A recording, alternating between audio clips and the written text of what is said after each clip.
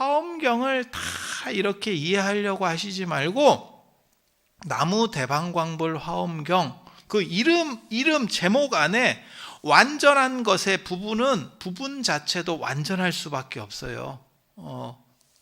경전식의 비유로 얘기하면 뭐냐면 바닷물을 다 먹어볼 필요가 없대. 어디든 한 군데만 찍어 먹어보면 짠지 안 돼. 그와 마찬가지로 제목만 이렇게 딱 그것만 해도 화엄경 전체를 읽은 것과 같은 공덕이 있다라고 합니다. 자, 안녕하세요.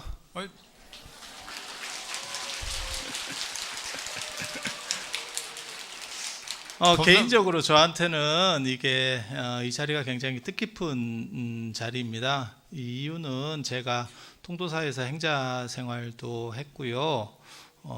그리고 제가 자장률사 가지고 박사 논문을 썼었기 때문에 그래서 이 통도사랑은 굉장히 많은 인연이 있습니다. 그리고 통도사가 창건된 게 선덕여왕 15년 646년일 거예요. 그래서 선덕여왕이 재위기간이 16년까지인데 16년 1월에 돌아가시기 때문에 이게 선덕여왕 15년 가을부터 겨울에 아마 창건이 됐을 걸로 제가 논문에 그렇게 다 추정을 해놨습니다. 이게 정확한 날짜는 안 나와요. 삼국유사 같은 데 보면 선덕여왕 때 창건됐다 뭐 이런 식으로만 나와서 그래서 그런 것도 제가 정리를 좀 했었고 또 여기가 영축산 이러잖아요. 영축산. 그런데 그게 축 발음도 나고 취 발음도 나고 추 발음도 납니다. 그래서 저도 어렸을 때 아니면 여기 행자 생활할 때도 영축기보다도 영취가 맞지 않나 라고 생각을 했었는데 공식적인 명칭도 영축산이고요. 그리고 무조건 아무튼 축으로 해야 됩니다. 취는 안 됩니다. 그걸 어디서 발견을 했냐면 이제 세조 때 언해된 간경도감을 보면 거기 보면 간경도감에서 이제 법화경 같은 거를 언해를 했는데 그때 보면 축 발음으로 그러니까 조선 초기에도 벌써 축 발음이었었던 거예요. 그래서 취 발음은 생각보다 사용이 안 됐었구나 라는 걸 알고 그게 공식 발음이구나 라는 생각을 했었습니다. 그래서 그런 것도 제가 부각시킨 사람이었고 또 뭐가 있냐면 여기가 원래 영축산이 아니고 취서산 뭐 이렇게 해서 그렇게 되어 있는데 자장률사께서 중국에서 이제 중국 오대산에 가셔서 부처님 사리를 이렇게 모셔오는데요. 그 자리가 북대, 지금 그러니까 정골사리 모신 요 금강계단에 있는 저 사리가 사실은 오대산, 중국 오대산 북대에서 모신 겁니다. 그걸 태화지에서 모신 게 아니냐라고 하기도 하는데 그것도 제가 다 정리를 해서 그게 북대에서 사리를 받았다라는 것도 있고 중국 오대산에 가면 오대산 안에 영축산이 있어요. 되게 재밌는 게 영축산이 있어요. 그래서 문수보살 도량이 영축산으로 불리는 이유 중에 하나가 뭐냐면 영축산은 법화경설법지이기 때문에 문수보살이랑 별 관계 없는 거 아니에요? 라고 할지 모르지만 실제로는 영축산이 이 문수보살과 굉장히 밀접한 관계가 있고 그 이유는 사실은 중국 오대산 때문에 그렇다라는 정도를 이해하시면 됩니다. 그런 것도 제가 찾았습니다. 그거 찾느라고 고생 참 많이 했습니다. 의도하는 거 아니에요. 의도하는 거 아니에요. 그리고 여기만 영축산이 있는 게 아니고 울산에도 영축산이 있어요. 울산 쪽에서 오신 분들은 아시겠지만 울산에도 영축산이 있고 거기가 지금은 이제 문수산, 영축산 이렇게 되어 있는데 그래서 예전에는 그 영축사라고 하는 절이 있었고요. 절이 있었고요. 그리고 그게 이제 왜 그렇게 되는 거냐면 예전에는 경주가 배를 접안하기가 굉장히 어렵습니다. 그게 동해 바다에서 그 수심이 깊어서 배를 이렇게 들이기가 힘들어요. 그래서 무슨 일이 있냐면 울산으로 해서 이렇게 올라오는 거죠. 울산으로 해서 경주로다가 물량을 수송을 하거든요. 그래서 자장률사께서 중국 이렇게 유학을 떠나실 때도 다 울산으로 왔다 갔다 하셨습니다. 울산으로 왔다 갔다. 그래서 그 울산에도 영축산이 있는 거고, 그 다음에 영축사가 있는 거고, 그리고 그 옆에는 문수산이 있고, 여기도 문수와 관련된 부분이 있고, 그 다음에 여기가 영축산이 되고, 이제 그렇게. 그래서 울산께, 중국계 울산으로 들어오고 울산께 이쪽으로 이식되는 그러한 양상들이라고 보시면 돼요. 그리고 중국 오대산에 가면 실제로 영축사가 있습니다. 대부 영축사라고, 지금 현재 이름이 바뀌었는데요, 현통사라고 되어 있습니다. 현통사. 그래서 중국 오대산에서 가장 오래된 절 하면 현통사입니다. 현통사. 그게 청량 진관 스님이 주석하셨던 사찰이에요. 지금 이제 화엄경 말씀을 드릴 건데, 화엄경과 관련돼서 중국 화엄종에서 가장 중요하신 분 두 분 말씀드릴 수 있거든요. 그게 이제 두 분이 누구냐면 현수법장 스님. 현수법장 스님 들어보셨습니까? 그래도 대단한데요? 보통은 이렇게 얘기하면 긴가민감하고 있는데, 확실히 경상도 보살님들이 용기가 있어요. 현수법장 스님, 화엄종을 어떻게 보면 완성하신 분입니다. 그래서 화엄종 그러면 초조두순, 2조 지엄, 3조 현수법장 이렇게 얘기하지만, 실제로 송나라 때까지는 화엄종이라고 안 부르고 중국에서는 현수종이라고 더 많이 불렀었어요. 그래서 현수법장 스님이 그거를 이제 집대성에서, 중국 문화의 특징 중에 하나가 뭐냐면 집대성자를 높입니다. 그러니까는 누가 시작했느냐 보다도 이거를 완성한 사람이 누구냐라고 하는 부분을 굉장히 크게 부각해요. 그래서 공자가 유교의 집대성자, 그래서 공자를 모신 사당을 대성전 이렇게 하는 거거든요. 그래서 주자 같은 경우는 신유학의 집대성자, 이렇게 보는 거고요. 그래서 그런 부분들이 다 존재합니다. 그리고 또 한 분이 누구냐면 이제 청량 진관 스님. 3조가 이 현수법장 스님이고, 그 다음에 이 4조에 해당하는 게 이 진관 스님이에요. 진관 스님. 원래는 해원 스님이 계셨는데, 그 해원 스님이 현수법장 스님하고 사상 관점이 좀 틀려가지고 손상자 버린 이 진관 스님. 진관 스님이 이제 되는 거고, 그 다음에 이제 5조 종밀 스님. 종밀 스님은 이런 얘기하면 사실 분위기 쎄한데, 왜냐하면 이게 족보 얘기 이런 거 자꾸 하면 말하는 사람 입장에서는 뭔가 좀 있어 보이는데, 듣는 사람 입장에서 머리가 많이 아픕니다. 그런데 청량 진관 스님 얘기를 하려고 지금 하는 거예요. 거기가 그 현통사가 청량 진관 스님께서 계속 주석하시면서 소초 150권을, 화엄경 소초 150권을 쓰신 데가 다 거기 현통사예요. 그래서 오대산의 다른 이름이 청량산이에요. 그래서 청량 진관 스님 이렇게 되는 거거든요. 그래서 현수법장 스님 같은 경우는 장안, 서안 중심으로, 거기 가면 화엄사라고 하는 절이 있어요.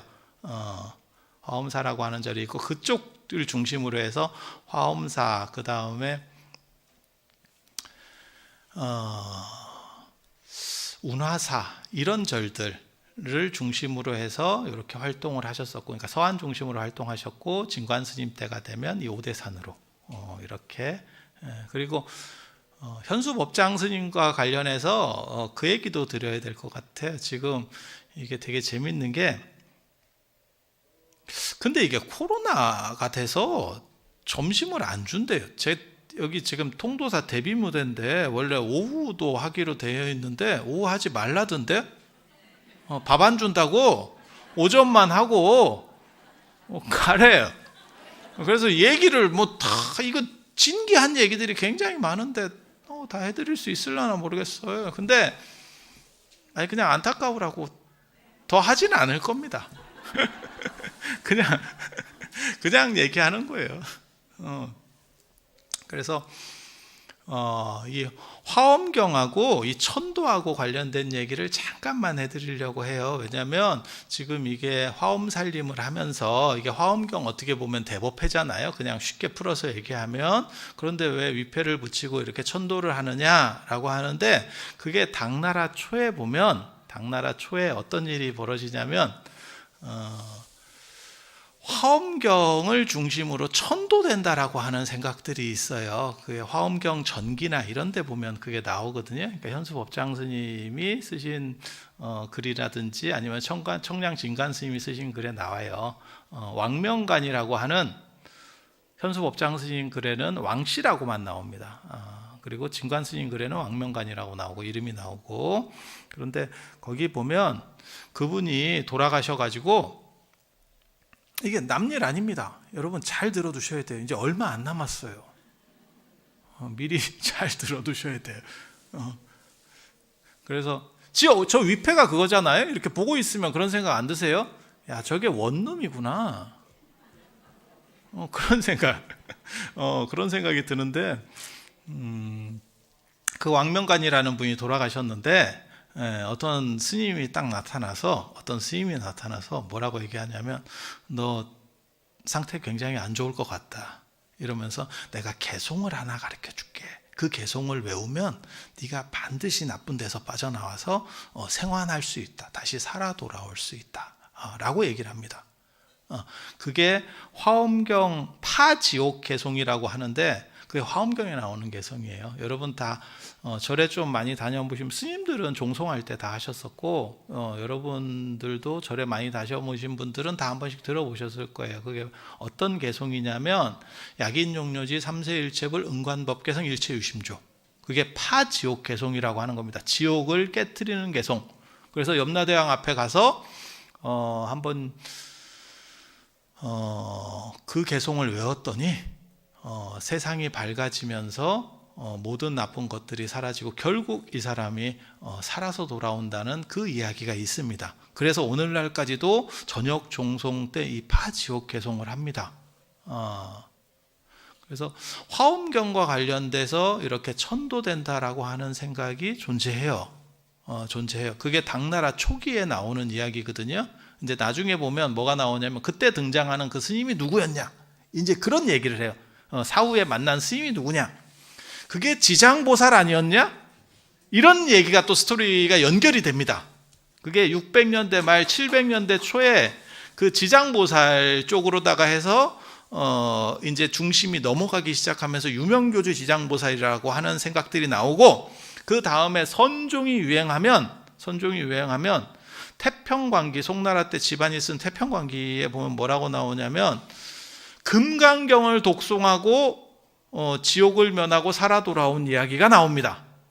그래서 오늘날 보면 종송에서는 파지옥 진언을 외워서 파지옥 개송을 하고, 저녁 종송 때 그렇게 합니다. 약인요교인 삼세일체불 응관법개성 일체유심조 파지옥 진언, 옴가라지아사바 뭐 이렇게 하거든요. 재지낼 때도 마찬가지로 그렇게 계속 하고 있어요. 그래서 그거는 화엄종의 영향을 통해서 천도된다라고 하는 거고, 현수법장 스님 되게 재밌어요.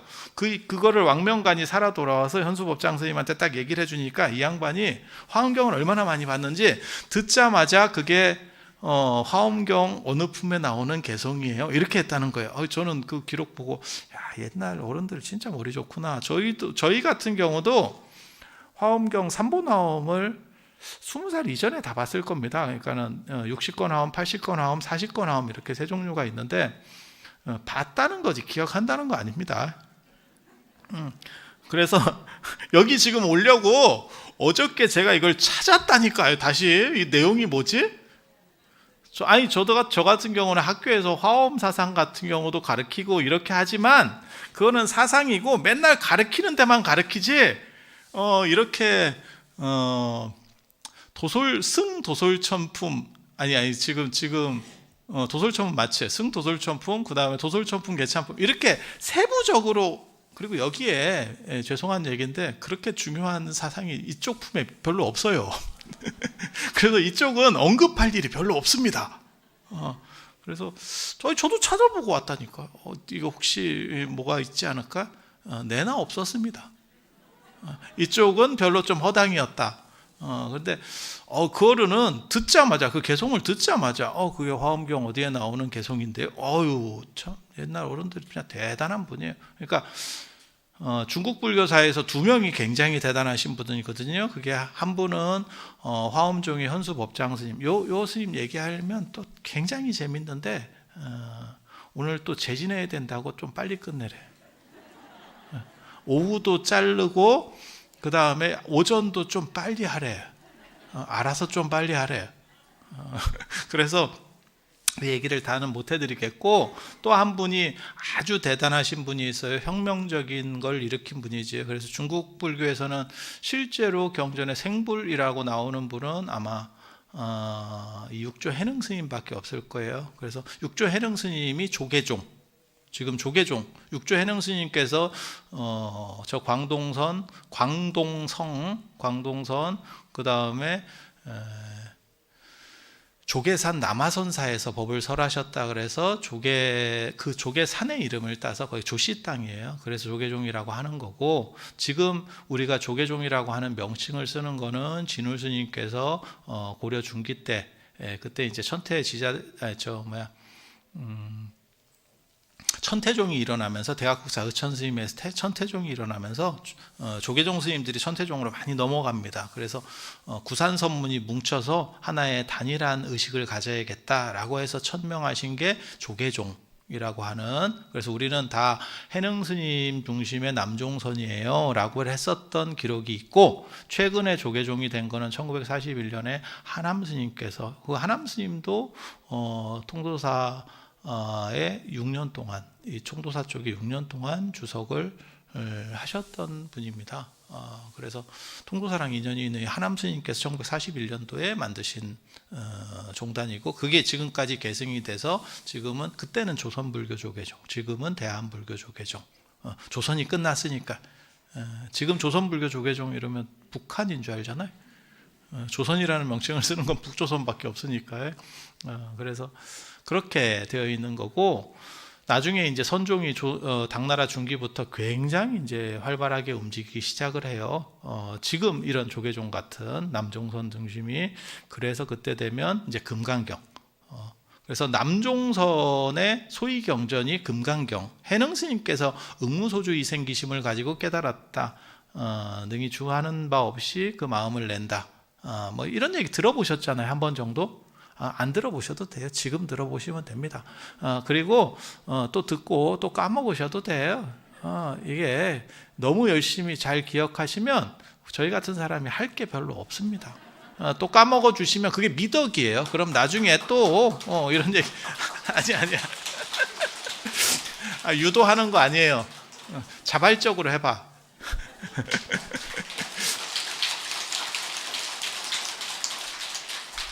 그래서 남종선이 이제 쉽게 말해서 조계종이, 요즘 표현으로 하면 조계종이 이렇게 활발하게 움직이게 되면 그때부터는 금강경.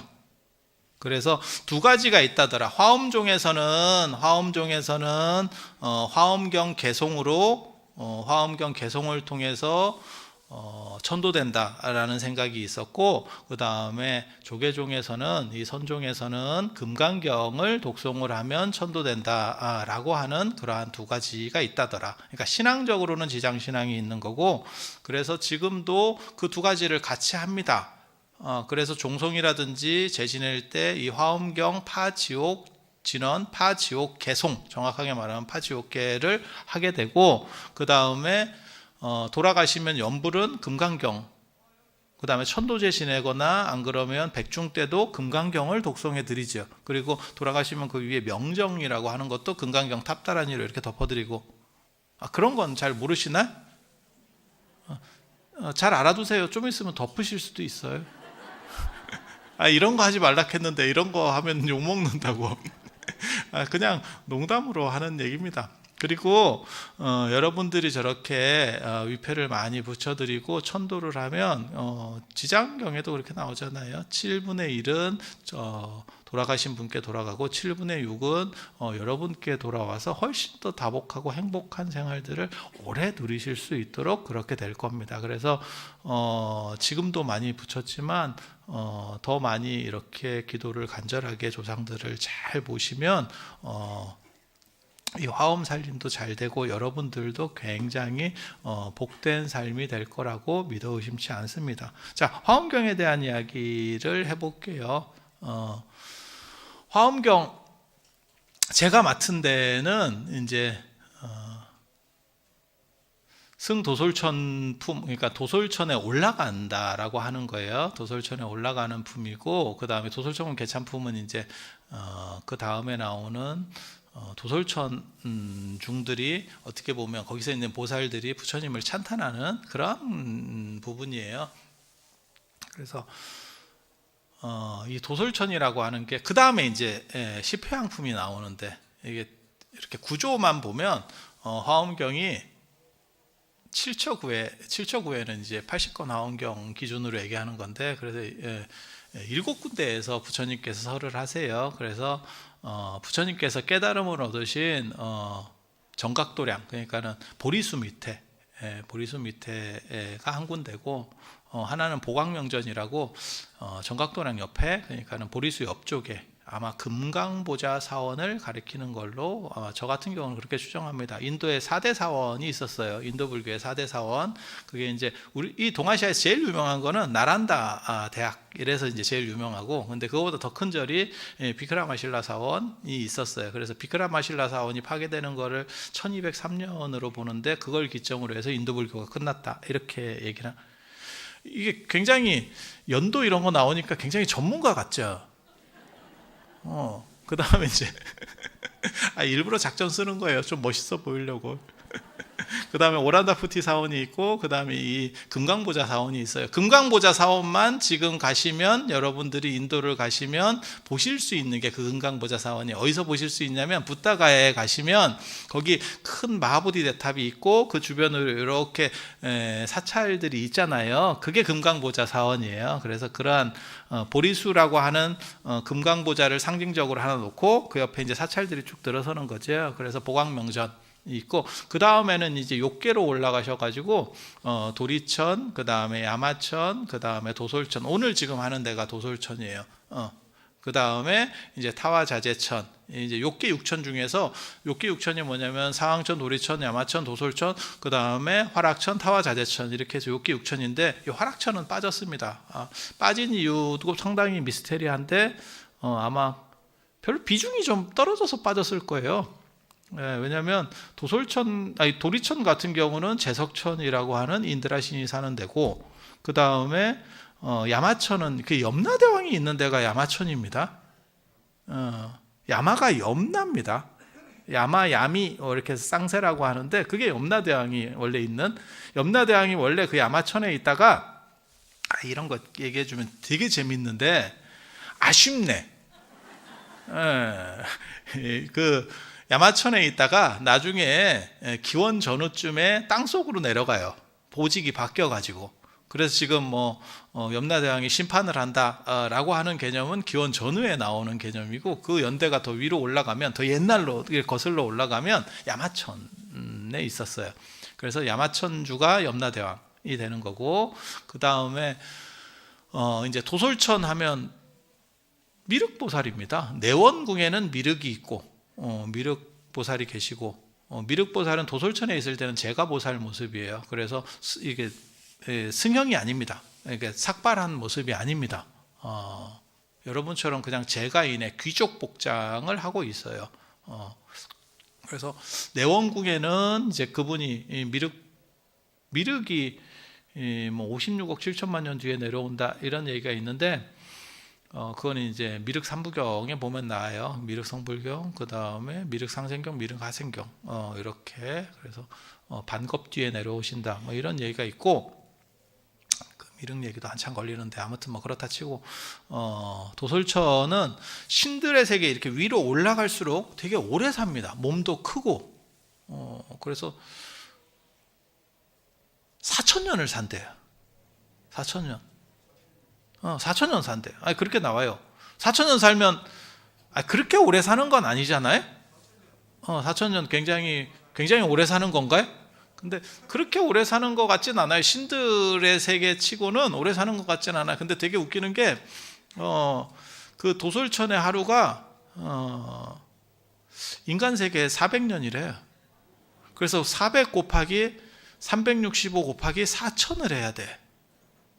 그랬더니 5억 8천만 년이에요. 이걸 제가 딱 보는 순간 무슨 생각 들었는지 아세요?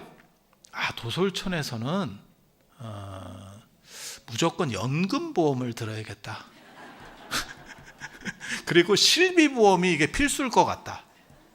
이거 야, 이렇게 오래 살면 우리도 지금 오래 사는 세상이 돼서 그런 부분이 지금 굉장히 절실해졌잖아요.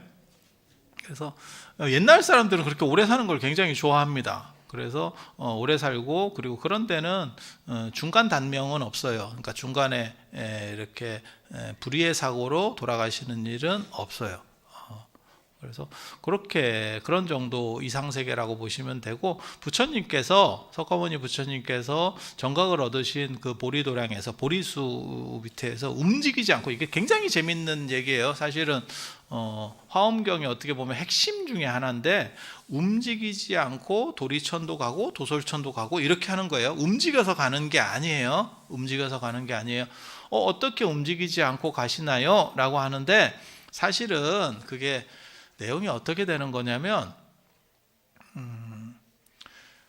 이제 깨달음을 얻게 되면 그냥 석가모니 부처님으로서 끝나는 게 아니고 법신인 본체인 비로자나 부처님이 돼요. 그러니까 진리의 당체가 되는 거예요. 진리라고 하는 것은 뭐하고 같은 거냐면 모든 곳에 존재하지만 존재하지 않는, 이런 얘기하면 이제 조금 분위기가 쎄해질 수 있는데, 그냥 쉽게 얘기하면, 제가 비유를 들어드리면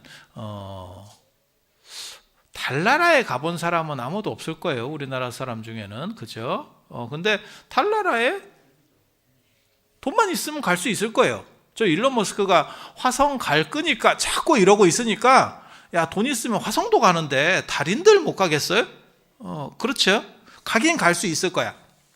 갈 수 있다라는 얘기는 뭐냐면, 거기에 나의 가능성은 존재하고 있다는 의미가 돼요. 내가 전혀 존재하지 않으면, 의미가 전혀 그 안에 없으면 거기는 갈 수 없어요. 그러니까 이 안에 지금 여러분이 설법전 안에서도 밟아본 땅은 얼마 없어. 근데 안 밟아본 데도 내가 다 밟아볼 수 있어 라고 하는 것은, 거기에도 나의 존재 가능성은 있는 거예요. 괜히 말을 꺼낸 것 같기도 하고, 근데 조금만 들어봐요. 조금만 들어보시면 시간이 될지 모르겠다. 내가 진짜. 그래서 꿈이라고 생각을 한번 더 해보세요. 그러면 꿈속에서는 내가 있는 데는, 모든 꿈의 가장 큰 특징은 나라고 하는 주인공 1인칭이 있다는 거거든요. 하지만 실제로는 나는 그 안에서 어디든지 다 내가 존재할 수 있는 거죠. 왜냐하면 내 의식 속에 있는 거니까. 실제로는 그렇지 않아요? 그래서 몸이 바뀔 수도 있고, 단지 지금 현재 현상으로 나타나는 게 이 몸인 거죠. 꿈속에서, 지금 꿈이라고 생각을 하시면. 그래서 꿈 안에 있는 모든 가능성은 사실은 다 열려 있는 거예요. 그래서 꿈의 본질을 터득하면 그것을 꿈 전체가 어떻게 보면 내가 되는 그러한 현상이라고 할 수 있어요. 그런 거를 내가 정각을 얻은, 석가모니 부처님께서 정각을 얻은 상태에서 법신 비로자나 부처님하고 합체가 되면, 그걸 자각하게 되면 내가 어느 곳에든지 존재하고 어느 곳에도 존재하지 않는 상태가 된다는 거예요. 죄송합니다. 괜히 말을 꺼낸 것 같습니다. 그게 화엄경에서는 가장 중요한 이야기 중에 하나예요. 그래서 나중에 이제 일치의심조라고 하는 마음먹기에 따라서 모든 것이 달려있다라고 하는 거고, 그건 기본 설정이고, 그 다음에 이제 승수미산 승도솔천품하고 관련이 되면, 여기서는 부처님께서 몸을 움직이지 않으시고 이 도솔천에 올라오시니까 10명의 보살들이 나옵니다. 10명의 보살들이 10개의 세계에서 이렇게 운집해 온다라고 하는 이야기가 있어요. 그렇게 운집해 온 분 중에서 리더가 금강당보살이에요. 금강당보살. 그 금강당보살이 얘기하는 게 바로 그 개송이에요. 방금 말씀드린 그런 것과 비슷한 개송이거든요. 그래서 어떻게 얘기를 하냐면 부처님은 색이나 소리로, 그러니까 형체나 소리로 뵐 수가 없다. 하지만 색이나 소리를 여의어 있는 것도 아니다. 라고 개송으로 부처님을 찬탄을 합니다. 근데 그거는 이제 석가모니 부처님인 동시에 사실은 비로자나 부처님이에요. 그건 깨달음을 얻은 당체이기 때문에, 그래서 그렇게 생각을 하시면 되고, 그 석가모니 부처님께서 그러니까 기독교나 이런 데서도 그런 얘기를 하죠. 신이라고 하는 것은 우리의 생각을 초월해 있고 말을 초월해 있고 이런 얘기들을 하는데, 화엄경이 되게 재밌는 게 생각과 말을 초월했고, 그러니까 소리나 빛깔을 초월해 있지만 그것을 넘어가 있는 것도 아니다. 이게 굉장히 재밌는 거예요. 그러니까 단순히 초월해 있으면 그걸 넘어서 있기 때문에 이 초월하기 전에 이 단계는 벗어나 있는 거죠. 사실 분리되어 있는 거죠. 그런데 이것을 넘어서 있지만 넘어서 있는 동시에 이것도 포함하고 있어 라고 이야기하는 거예요. 그래서 이게 한 단계 더 높은 재밌는 생각입니다. 굉장히 철학적으로는 사유가 깊은 생각이에요. 그거를 기원 전후에 어떻게 생각을 했는지는 저도 잘 모르겠어요. 그래서 화엄경이 만들어지는 게 기원 전후쯤 이제 만들어지거든요. 원래는 석가모니 부처님께서 처음 깨달음을 얻고 37일, 21일 동안 설하셨다라고 되어 있지만, 이것이 완전히 정리가 되는 거는 기원 전후쯤에 어느 정도 정리가 돼서 사실은 이제 중앙아시아 쪽, 저 호탄 쪽에 가서 최종으로 완성됐다. 지금까지는 이제 그렇게 인식들이 되고 있어요. 그래서 되게 재밌는 게 화엄경에는 10이라고 하는 숫자가 되게 많이 나옵니다. 십신, 십주, 십회양, 십지, 그 다음에 등각묘각. 그래서 오늘 지금 하는 부분은 사실 십신, 십주, 십행, 그 다음에 십회양에 해당하는 부분이에요. 이 다음에 하실 분이 사실은 십회양품을 맡으셨는데, 그게 금강당 십회양품입니다. 60권 화엄경에 보면 금강당 십회양품으로 나오거든요. 그래서 지금 이 도솔천 품하고 연결이 되어 있는, 그래서 도솔천 품부터 금강당 보살이 중심 메인으로 나옵니다. 금강당 보살, 금강의 깃발이라고 하는 뜻이에요. 그리고 그분이 설하시는 요 개송이, 부처님께서는 형상이나 소리로 묘사될 수는 없는 분이지만 그것으로부터 또 떠나 있는 것도 아니다. 완전한 진리를 이 세상 사람들이, 모든 종교에 다 있는 겁니다. 완전한 진리나 완전한 신이라고 하는 대상이 있다면 그것을 묘사할 수 있느냐? 라고 하는 부분이 있어요. 그릴 수 있을까? 못 그린다라고 주장을 해서 나타나는 게 이 불교 안에서는, 선불교 같은 경우는 그러한 형상에 대해서 약간 부정을 합니다. 그래서 선원 같은 데서는 그런 형상이 상대적으로 적죠. 그리고 반야부나 이 화엄에서는 그것보다도 중요한 것은 약간 무형상적인 거야 라고 이야기를 하는 그런 특징이 있어요. 그래서 금강경 같은 데서도 색으로 나를 보거나 그 다음에 형상이나 소리로 나를 보려고 하지 마라. 야기색견나 이음성구와 시인행사도 불능견열에 이렇게 나오는 거거든요. 그런데 한 번 더 생각해 보면 형상으로서 만들 수 없을 것 같지만 그렇다고 형상으로 못 만들어요 라고 하는 것도 사실은 불완전성인 거예요. 그래서 형상으로 못 만들 것도 없는 거죠. 이 논쟁은 기독교에도 있어요. 기독교에도. 그래서 천주교 성당 중에서 제일 큰 데가 바티칸에 있는 베드로 성당이거든요. 거기 가면 조그만 성당이 하나, 그 안에 부속 성당이 있어요. 그게 시스티나 소성당이라고. 거기 가면 천정에 이렇게 보면 이티가 나옵니다. 여호와하고 아담하고 이렇게 손이 이렇게 마주하는 미켈란젤로의 천지창조. 그게 나와요. 그래서 여호와가 마치 영감님 같은 모습으로 묘사가 되어 있어요. 근데 개신교에서는 어떻게 신을 묘사할 수 있느냐? 이렇게 얘기를 하는 거예요. 신이라고 하는 건 묘사 대상 자체가 아니야. 그래서 그냥 하나님, 하나라고 부르자 라고 얘기하는 거고, 이슬람에서는 더 심하죠. 이슬람에는 뭐 십자가나 이런 것도 쓰지 않습니다. 전혀. 그러니까 당연히 이슬람에서는 뭐 예수를 신앙하지 않으니까 십자가도 안 쓰지만, 모든 형상에 대한 부분들을 다 만들기만 하면 그것은 신성모독이라고 생각해요. 그리고 그걸 우상이라고 생각을 합니다. 그런데 한 번 더 생각해보면, 완전한 존재면 못 만든다라고 하는 것도 말이 되지만 못 만든다라고 하는데 걸려있는 것도 안 된다는 거예요. 그게 금강당보살이 하는 얘기예요. 그래서 부처님은 형상이나 색으로는 이렇게 쫓아갈 수 없지만, 그런 걸로 볼 수 없는 분이지만, 동시에 그걸 그렇게 안 된다라고 하는 것에서도 걸려 있는 분이 아니에요. 라는 얘기를 해요. 그리고 이제 지당보살이라고 하는 분이 또 다른 얘기를 하는데, 그분이 뭐라고 얘기를 하냐면, 마치 강에 달이 하나가 떠 있지만 모든 강에 비추는 것처럼, 그게 이제 나중에 조선 초기에 나오는 월인청강지곡 같은 겁니다. 달은 하나지만 실제로 모든 개울가에 달 그림자가 다 비친다. 정조가 스스로를 평가할 때 자기를 뭐라고 하냐면 월인만천 주인홍, 이렇게 얘기를 하거든요. 마치 하나의 하늘에 떠 있는 달이라고 하는 건 임금과 같은 거고, 그것들이 모든 강에 두루 다 비쳐서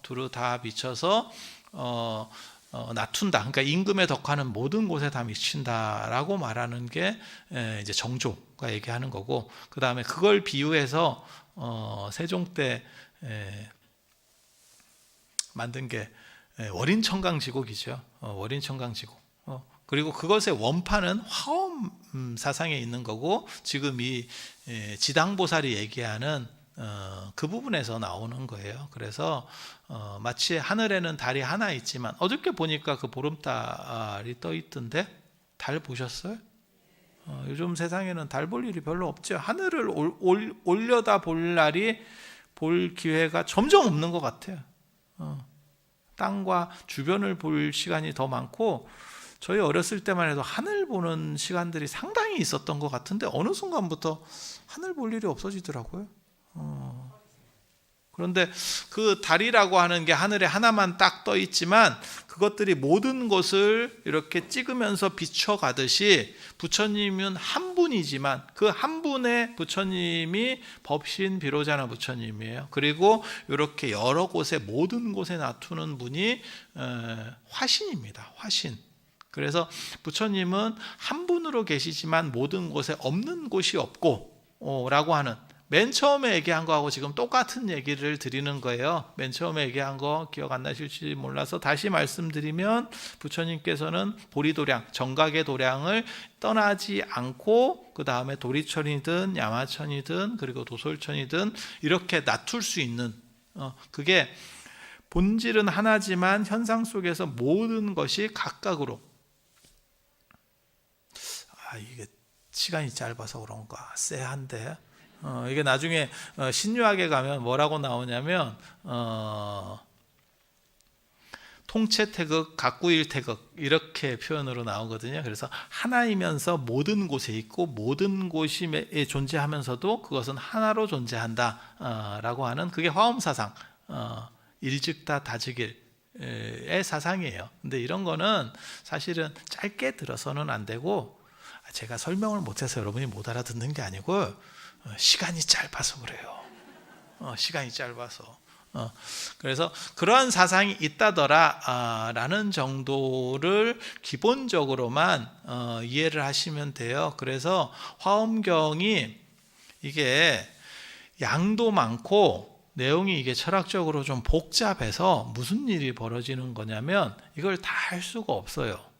그래서 내용적으로 엑기스를 추려주려고 하는 게 뭐냐면, 나중에 의상대사가 한 법성계, 화엄일승 법계독 라고 하는 게 나오게 되는 거고, 그렇게 하니까 너무 내용으로 압축을 하니까 말을 잘 못 알아듣겠어요. 이러니까 어떻게 되냐면, 화엄경에서 풍명하고, 그러니까 각 장의 제목하고, 그 다음에 등장인물, 중요한 등장인물들하고 이런 거를 추려서 하는 게 화엄경 약창계입니다.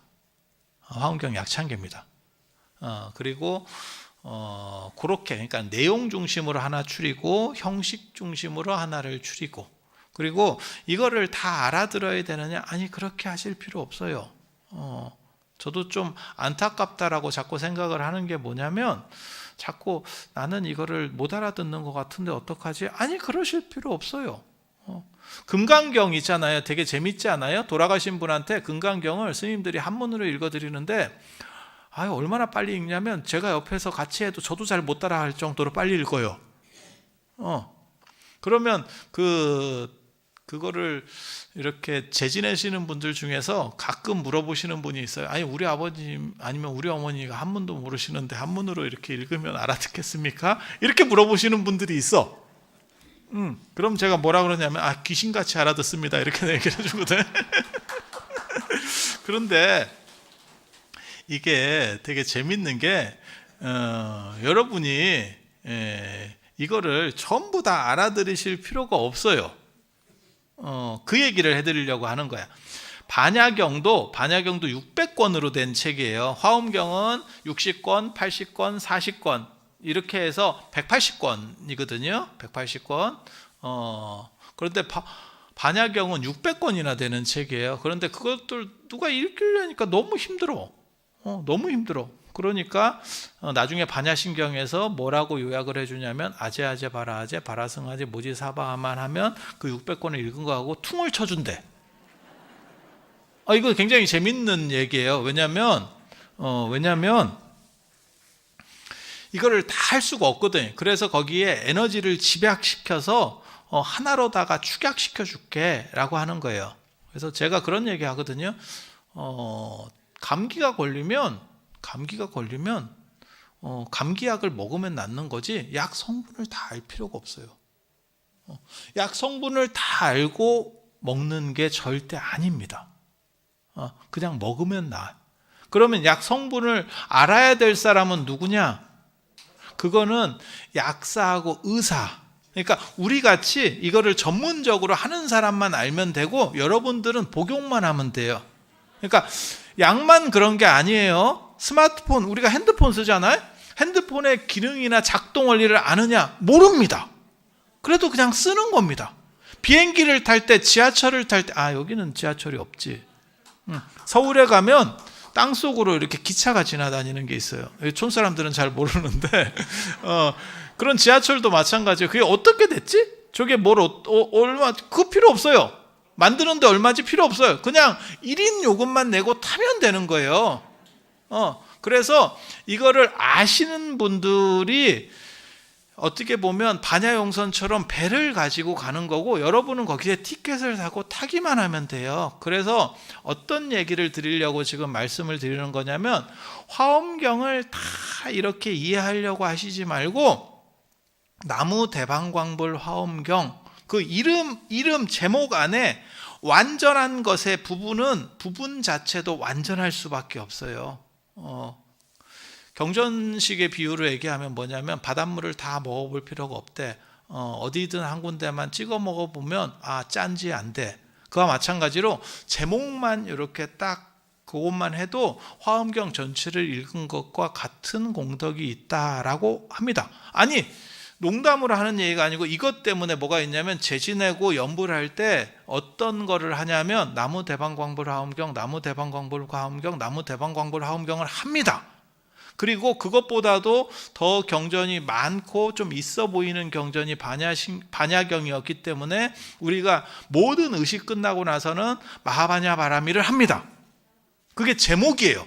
그러니까 그 제목만 읽어도 600권을 한 것과 진배 없는 내용들이 그대로 나에게 작동하는 거예요. 마치 뭐하고 똑같은 거냐면 내가 감기가 걸려서 쌍화탕을 먹으면 쌍화탕 성분을 내가 전혀 몰라도 내 몸에서 쌍화탕 성분이 돌아서 감기가 낫듯이 그래서 화엄경을 이렇게 귀로 씻는 거 굉장히 중요합니다.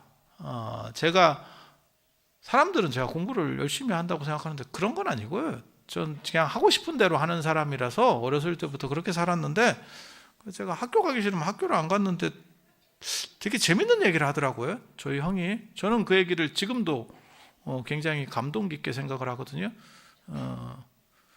자더라도 학교 가서 잘해. 그러면 귀로 씻기면서 뭔가가 된대.